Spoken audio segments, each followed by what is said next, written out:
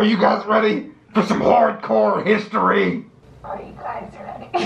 Why is your voice so small? But you're supposed to be evil. What the fuck? Get mean, damn it. What the fuck was that? Are you guys ready for history? Yeah, it's a fucking intense ass, horrifying history. It's real intense. Your voice is terrible. That's fucking bad. That's bad. Damn, I look fucked up with these glasses on this shit. I should not have put glasses on this thing. That's not scary at all. But I brought Skittin' in for an oversimplified video. So we've seen oversimplified World War II explained, and now we're here to watch the Revolutionary War. Oversimplified. Is this scary? It's not. Give it up. Also, when I edited that video with you and I'm taking that off. But when I edited that fucking video of you and Dr. Girlfriend, I put the sounds from Soul Calibur at the beginning of the dude breathing in Soul Calibur. What? That shit is horrifying sounding. Did you release it yet? Yeah. Hold on, let's play that shit.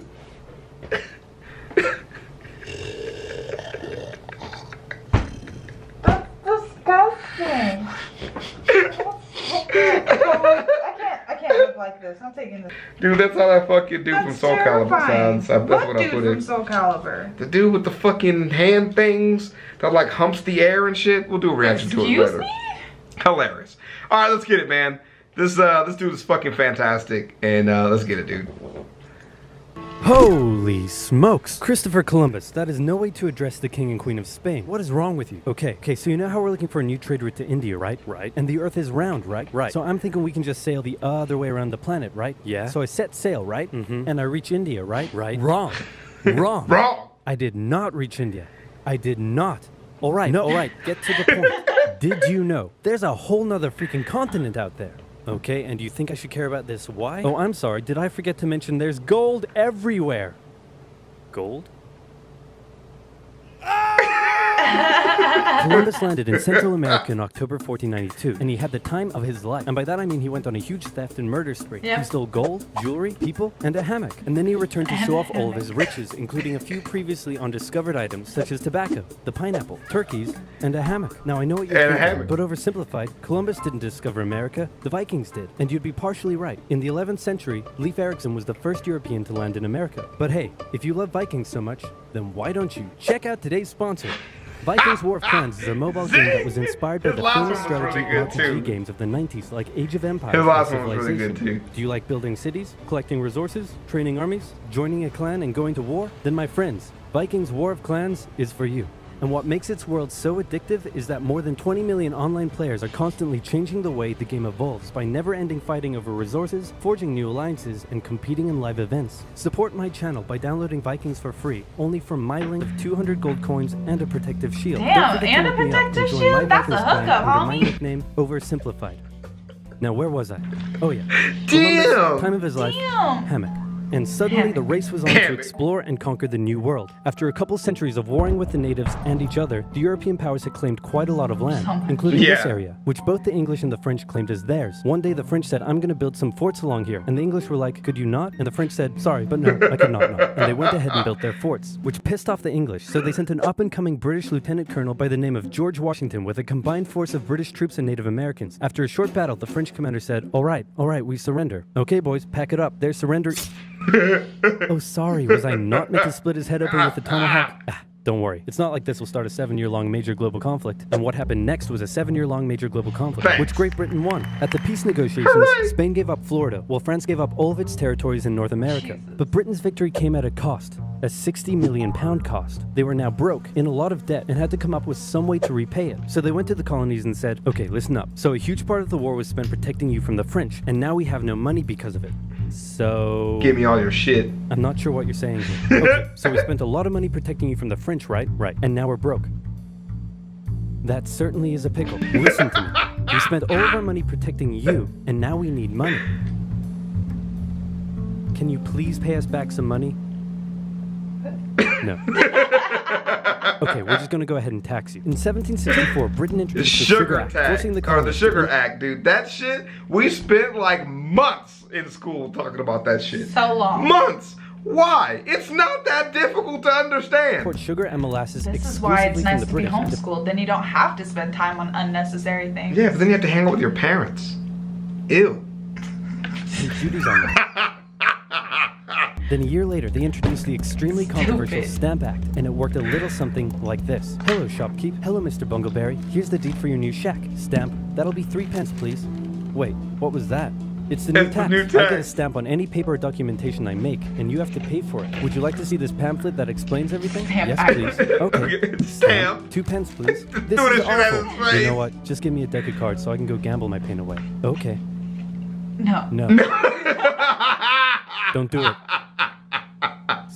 Damn. Obviously, the colonists were like, hey, my dudes, this new tax legislation right here, this is BS. Until now, they had enjoyed relative freedom to rule themselves, and now suddenly Britain was asserting its control. They were especially unhappy because they didn't have any representatives in the parliament that was levying taxes on them. So they protested. Orators gave fiery speeches. British goods were boycotted, and anyone loyal to the British found themselves increasingly harassed. Oh my god. The whole thing actually began to take quite a toll on British business, and after just a couple years, the British were forced to repeal the Stamp Act. Yeah. But we still desperately need money. What should we do? We could try taxing the colonies. Great idea. Wait, didn't we literally just try that and it failed miserably? Man, look at me. I look fabulous. Have you ever seen such a handsome Bro, boy? his calves, though, were things of legend. You ever seen that man waltz? Or whatever he did? Tell me, do my calves look as good? Tell me. Get your fucking Tell me. Get your feet out of the video. Tell me. You have to blur your feet. Because there are feet perverts out there. Have you Look not at seen my the internet? calves. $60 a piece. What? It didn't go. What? I almost knocked out the barrier again. Oh, okay. People feel like a small sense of triumph every time you knock it down, and I'm here to take that away from you. Bitch.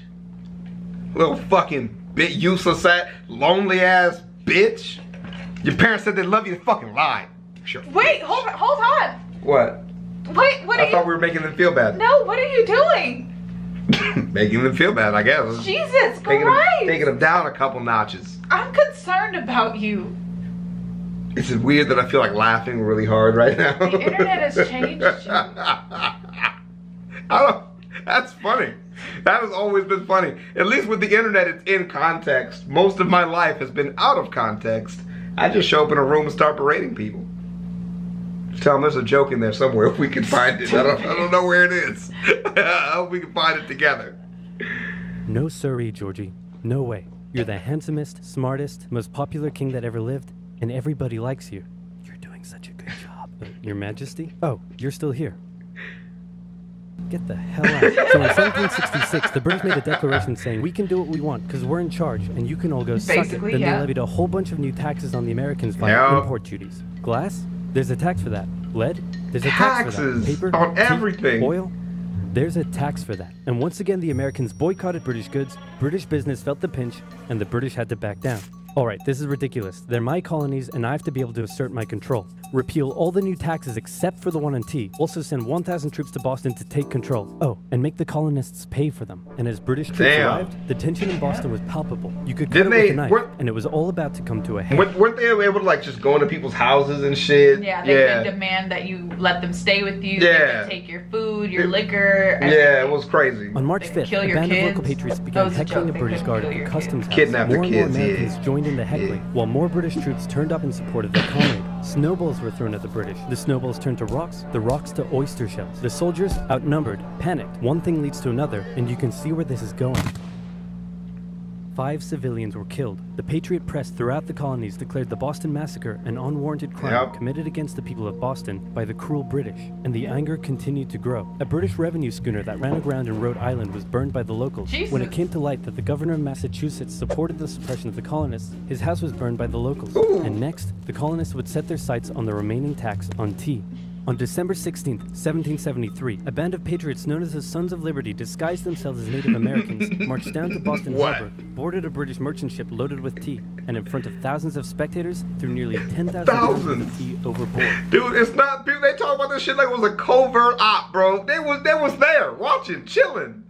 You know what cracks me up? It's like, I feel like people, because we don't buy tea in bulk here, you know, in America, I feel like people really underestimate how much tea they threw into the harbor. Yeah. Oh yeah. Yeah. Like people Yeah. think, Yeah. like, oh, tea, you know, like you get the little Bigelow boxes. It's just little. Yeah. No, tons, literal tons. A lot, bro. Of tea. So much tea. Yeah. And tea was worth a lot too. That shit was money. It was cash, dude. Yeah. Disgusted, and they punished Massachusetts with a vengeance. They dissolved its General Assembly, revoked their charter, and sent 3,000 more troops to occupy the city, meaning Boston and Massachusetts were now essentially under the direct rule of Great Britain. And oh boy, were the people Yeah, pissed. no, The it other did not colonies saw work what was at happening all. and worried they might be next. So they called a brain trust to decide what to do. 56 delegates from 12 colonies gathered and met in Philadelphia. And that takes a at the long First ass Continental time to do Congress. that. And the roll call read like a who's You know who they of was America's pissed. finest thinkers. I'm talking lawyers extraordinaire Johnny A. and Johnny J, experienced military commander George Washington, businessman and future alcoholic beverage Samuel Hey! Adams, fiery orator Patty H., guy who married a rich lady, Big J. Dickinson. And while they weren't present at the first Congress, soon names like James Madison, Benjamin Franklin, Thomas Jefferson, and much later Alexander Hamilton would all serve time in the Continental Congress. Dude, he's like making like a joke out of it, but dude, that's like an all-star list of people. Like, you really fucked up. Because the history books are littered with these individuals. The question now, though, was what to do about the British. After much bitter debate and disagreement, they eventually agreed on an amazing solution. They would simply ask Why are the you British like to this? I love you. No, You no, so no, cute. don't touch me. You're so beautiful. Don't touch me. Oh, you got some on your face. I thought you like put a fake beauty mark, and then I realized like it's not supposed to be there. You would look good with a beauty mark there, though. Thanks. I'll Yeah. keep that in mind. Yep. stop. Can you stop? No, it didn't work. Okay, then tell the local militias to start arming and be ready at a minute's notice. And across the colonies, these Minutemen stood ready for the beginning of the American Revolutionary When being War. Minutemen- Now, having your being a colonies in Minuteman open was a rebellion is one thing. thing to be Once they start proud of. arming Yeah. themselves, that's when it really hits the fan. So British General Thomas it was Gage gross. ordered 700 troops from Get Boston 'em. out into the rebel-controlled Massachusetts countryside to destroy stores of arms and ammunition held by the rebels in Concord. The British set out in the middle of the night. Patriots including Paul Revere rode ahead to warn that the British were coming, giving the rebels time to prepare. The two sides met in Lexington as the sun began to rise. They faced off against each other, and in the confusion, somebody shot first. Yeah.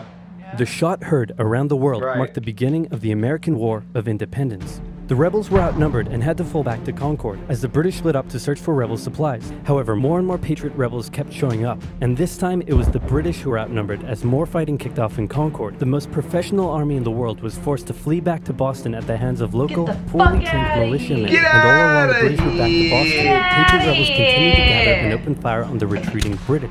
When the British reached Boston, the rebel militias surrounded them. Boston and the British were now under siege as small land and naval skirmishes continued around the city. And the British would suffer another embarrassing blow, this time in upstate New York. Colonel Benedict Arnold concocted a plan to take the British stronghold Fort Ticonderoga, which held a large amount of guns and ammunition. Hella He set guns. off towards the fort alone, hoping to recruit men along the way, when he came across the Green Mountain Boys, led by Ethan Allen, who, as it turned out, had the exact same plan he did. So they decided to work together. Right. But I'm in charge. No, I'm in charge. No, I'm in charge. No, I'm in charge. No, I'm in charge. No, I'm in charge. No, I'm in charge. This went on for some time, until the Green Mountain Boys threatened to go home, and Arnold had to concede. The group raided the fort at night while the Redcoats were asleep, and they caught Why them would you be sleeping at a time like this? What? Wait, why? completely by surprise, taking the fort and all of its munitions with almost no resistance. Wow, great job, Ethan. Very impressive. By the way, what happened to that other guy we sent to take the fort? Who? Benedict Arnold. Never heard of him. Bitch. Ouch. Son of a bitch. What the fuck? Nobody knew what was going on. The colonies were in open rebellion, and for now, they even seemed to be winning. So King George fired General Gage, replaced him with General William Howe, and ordered the rebellion to be put down immediately. Okay, the British are definitely going to retaliate for all of this, so we should probably put together a proper army. First, we need to pick a commander-in-chief, and I think we can all agree that that job should go to the man, the myth, the legend, George Washington. My friends, I am humbled and honored that you would consider me for such an important role. I did not expect for this. All right, you've been showing up in a military uniform every day for the last 10 months. We all know you wanted this, so cut the crap, George. Dude. Uncool. So Washington began his journey up to Boston to take command of the newly established Continental Army. That's such a fucking dirty joke. God damn it. Just as the So British funny, made their though. first major attempt to break the siege. They made plans to take the high ground on Bunker Hill, but spies warned the Continentals of the British plans, so they fortified Bunker Hill and set up defensive positions on nearby Breed's Hill. The day of the battle came, and as the British advanced, a barrage of Continental gunfire was opened up on them. Twice they tried to climb the hill, twice they were pushed back. The battle lasted 3 hours until the Continentals finally ran out of ammunition and had to retreat, allowing the British to take the hill. While technically a British victory, they suffered nearly 1,000 casualties to the Continentals' 400. The colonists showed for anything there. Jesus. The British that this wasn't just a rebellion, it was war, and they were ready for it. I'm saying if they're clapping niggas in 3 hours, 1,000 people in 3 hours, that would be impressive in Call of Duty standards. But one thing they weren't sure about was why they were fighting. While some radicals were starting to throw around the I word, most hoped to eventually repair their relationship with Great Britain. Yeah. So they sent a letter to King George saying, "Hey man, looks like things aren't going your way. Remove the taxes and let's be friends. I'm gonna kick your ass." Send that to the colonies. Your Majesty, your handwriting is terrible. Are you sure? Just do it. What does it say? He's gonna lick my... Gross. So for the remainder of the year, small engagements continued to occur around the colonies. The British burned down the towns of Falmouth, Massachusetts and Norfolk, Virginia as revenge for earlier anti-British incidents. Wow. These actions played right into the hands of patriot propaganda. Overseas, the British were seen as brutes, and the French and Spanish would soon begin sending supplies to the rebel cause. During this time, there was also minor fighting going on between patriot and loyalist militias in the southern colonies. Benedict Arnold was still on a mission to win some personal glory for himself, so he headed up an attempt to invade Canada in a two-pronged attack. The Continentals managed to capture some British forts and the city of Montreal, but a harsh snowstorm with some smallpox on the side saw them defeated and pushed back at Quebec City, and they were forced to retreat all the way to Fort Ticonderoga. Speaking of which, remember all those guns and ammunition? Well, this guy's got a plan for what to do with them. He uses oxen to drag 120,000 pounds of artillery for 2 months through the harsh winter, 300 miles all the way to Washington and his Continental Army surrounding Boston. Boom. Washington's got himself some big guns, which is fortunate because up until now his army had been suffering through the cold winter, not knowing when the siege would end. Now, they could make a move. Washington wanted to launch a full assault on the city, but his junior officers felt the British were too fortified, and to his credit, Washington was great at hearing and taking on board the ideas of others. Instead, the Continentals worked through the night setting the guns up on Dorchester Heights, overlooking the city, and when dawn broke and the British saw the guns, they knew they were toast. Their positions were completely exposed. It was checkmate. They had no choice but to abandon the city. 120 ships carried 9,000 redcoats and 2,000 loyalists away to an unknown fate, and Washington had his first victory of the war. Washington then moved his army to New York, knowing that when the British returned, they would probably land there. In the meantime, a friendly-looking old man by the name of Thomas Paine had written and published a pamphlet called Common Sense, in which he advocated for total independence from Great Britain. It's a good book. I don't think it has anything. It spread across the colonies like wild. Are you sure it doesn't talk about yellow snow? And to this day remains the best-selling title in America. It was read aloud in taverns and meeting halls and brought the idea of independence into the mainstream. Congress began to seriously consider the idea. Thomas Jefferson was selected to write up an official Declaration of Independence, and he went hard, writing that all men are created equal, with certain inalienable rights, including life, liberty, and the pursuit of happiness. Of course, Jefferson had over 100 slaves, but we don't have to talk about that. On the 2nd of July, Congress voted unanimously in favor of independence, and John Adams declared that the 2nd also drinking, which we just watched in the other crack video. Yes. A lot of alcohol. A ton of alcohol. Tons of alcohol. July would go down as the most remembered day in American history. Then a couple days later, independence actually came into effect. The United States of America was born. There was no turning back now. The Americans tore down a statue of King George in New York and melted him down into 42,000 musket balls. To the British, it was treason. And if the king had his way, Washington and all of Congress would be hung. Speaking of the British, guess who's back? The king sent an intimidating force of 130 warships and 25,000 men to New York. Washington knew that taking on the most powerful military in the world wouldn't be easy. The British set up camp on Staten Island as the Americans dug into defensive positions around Brooklyn Heights, waiting for an attack to come. But the British just waited, wearing down their opponent's nerve while building their own strength. At one point, they launched a big scary artillery barrage and then said, you know, if I was you right now, I'd probably sue for peace. But Washington told them to shove it. The Americans kept holding out for what was coming, and when they finally hit, they hit hard. 15,000 British troops approached the American position, and the two sides fired on each other in massive rows. But what the Americans didn't realize was they were only fighting a decoy. The main British force was going around to flank the Americans from behind, and when they arrived, they inflicted heavy casualties. The Americans panicked and retreated back to Brooklyn Heights, where they then found themselves trapped between the British army and the river. It looked as though the war was already lost, but luckily, instead of attacking, the British decided to dig in for a siege, and then a thick fog set in, allowing Washington's army to escape across the river unimpeded. The British continued to chase and engage the Americans up Manhattan. And this is intense as fuck. I know. Yeah. Americans suffered defeat after defeat after defeat. It was a disaster. Washington's leadership was called into question, as thousands of American POWs were left to rot as traitors. Washington's army fled through New Jersey all the way down to Pennsylvania. Rarely had an army been so badly beaten, yet survived to fight another day. Whew! Damn. That was part 1. You might be here for part 2, you might not. I don't know. That was intense as fuck. That was crazy. Yeah, that shit was good. I keep going. I'm like talking to you like over here. I'm like. It's all good. No, it's I'm fine. a headless horse. Yeah, no, relax. It's good. So I hate American history. Me too. I think it's boring. I don't think there's a lot of nuance to it. But this was good. Yeah. This was a good version of this. Oversimplified slays it, dude. It fucking, and it gets you like involved in it. Exactly. And that's what I was saying before, like in the World War II video. I was like, dude, it's just so much fun. Like when you have some historical reference and to hear it all put together in this way. Like this is not how they taught American history. Like it was slow. It was deliberate. The people teaching it really didn't know how war and strategy worked, so they kind of just would read from the book. And this really puts everything together in a way that just makes a whole lot of sense. So this is really fun. See, this means you don't have to go to college. Just watch OverSimplified. Dude, you really could. You really could learn a shit ton. And like from each individual battle, if you go and just look up more information about it, you would be in the know. Where a lot of people just have no idea what the fuck is going on. Dang. So I'll do OverSimplified part 2 later, but that was part 1. It's amazing. Peace. It's great.